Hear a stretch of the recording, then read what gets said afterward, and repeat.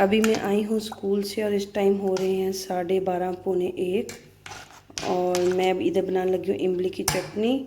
मैं नहीं बनाई थी और साथ में बनाऊँगी आलू बुखारे की भी, लेकिन वो बनाऊँगी शायद रोज़ा खोल के।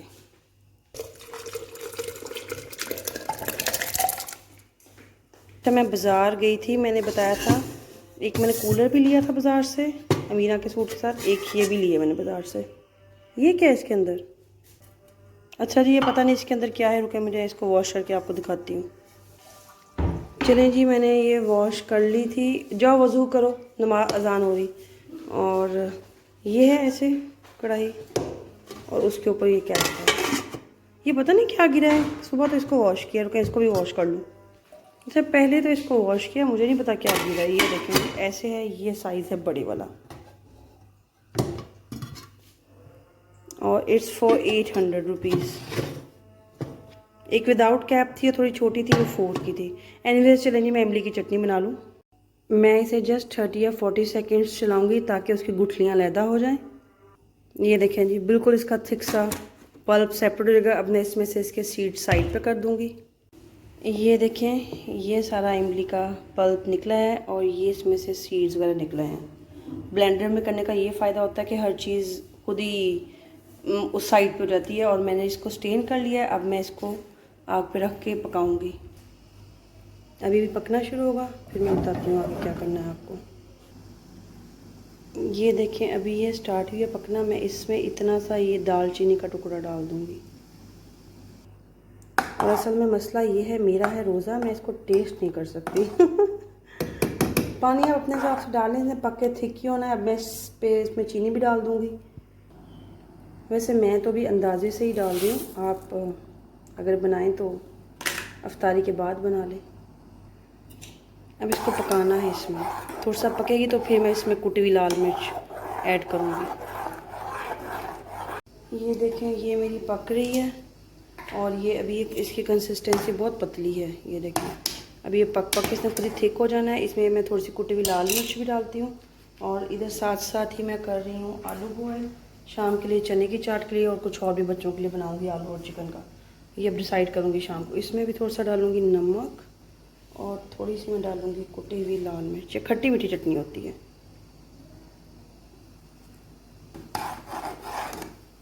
इसे पकने दें। सुबह मैंने ना 4 बजे रखा था दही, आज हम उसको भी देखते हैं। और ये देखें जी, मेरा दही, ऊपर वाला पानी निकाल दूंगी और नीचे देखें परफेक्ट है। और इधर माशाल्लाह माशाल्लाह मेरे दोनों शहजादे दोनों रोज़ादार हैं माशाल्लाह। अल्लाह मैंने नेक बनाए। ये देखें, एक्चुअली मैंने फ़र्स्ट टाइम रोज़ा कह दिया, दही जमाया है। वैसे मेरी मदर इन लॉ जमाती है मोस्टली। इसको फ्रिज में रखते हैं, 2 घंटे फ्रिज में रहेगा तो ये बिल्कुल सेट हो जाएगा। तो ये देखिए, मैंने आग तेज़ कर दी है, इतनी आग है मेरी। और मैं इस पर हिलाई जाऊंगी और ये 10 to 15 मिनट्स और मे बी 20 मिनट्स में थिक हो जाए। जितनी मैंने इसकी कंसिस्टेंसी रखनी है उतनी थिक करके मैं फ्लेम इसकी ऑफ कर दूँगी। और फिर मैं इसको एक बोतल में डाल के ऑलमोस्ट 1 वीक के लिए इसको फ्रिज में सेफ हो जाती है ये। चलिए जी, अब जब बनती है मैं फिर एंड में दिखाऊंगी आपको। और ये इमली की चटनी मेरी ऑलमोस्ट रेडी है। इसको बहुत थिक नहीं करना है क्योंकि ठंडी होकर भी ये थोड़ी सी थिक हो जाएगी। बिल्कुल ही गूंद ना बना लीजिएगा।